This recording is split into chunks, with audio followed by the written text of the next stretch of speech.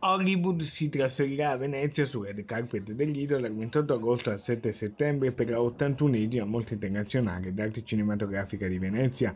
È un cartellone ricchissimo, quello presentato questa mattina nella sede della Biblioteca dell'ASAC della Biennale dal direttore artistico della mostra Alberto Barbera e dal presidente della Biennale di Venezia Pietrangelo Buttafuoco. Molto spettacolare, con grandi film d'autore di tutto il mondo, con tanti film di giovani registi che portano un linguaggio nuovo, un'estetica nuova e temi inediti. È un festival capace di obbligarci a ragionare sulla contemporaneità, sui grandi scenari di crisi della contemporaneità. Ci dice qualche star che sarà presente nel tappeto rosso del Lido?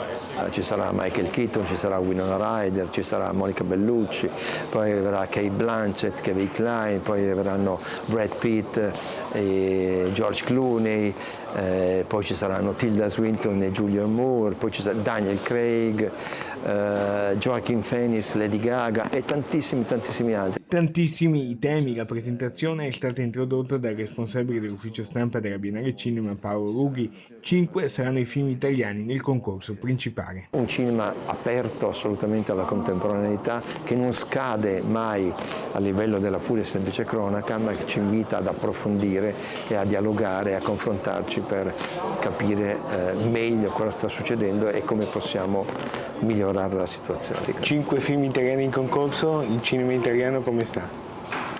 Dal punto di vista dei film selezionati per Venezia benissimo, perché sono film belli, estremamente interessanti, molto diversi gli uni dagli altri, che segnalano una volontà di innovare e di cambiare. L'altra faccia della medaglia è che continuano ad esserci troppi film prodotti di bassa qualità, cose che probabilmente cambieranno nel momento in cui entreranno in vigore i nuovi decreti attuativi degli aiuti di Stato e del tax credit, che farà sentire i suoi effetti a partire dall'anno prossimo.